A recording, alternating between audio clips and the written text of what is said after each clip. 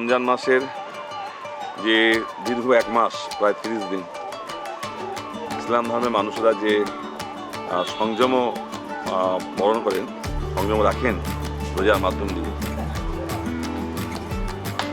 এই 1 মাস এই সিয়াম সাধনার পর তাদের কাছে আসে খুশির ঈদ। জাতি, বর্ণ, ধর্ম নির্বিশেষে প্রত্যেকটা মানুষ এই ঈদ উৎসবে তারা মিলিত হয় এবং এই বাংলার যে ঐতিহ্য, সংস্কৃতি আছে, প্রত্যেকটা ধর্মকে শ্রদ্ধা জ্ঞাপন করে।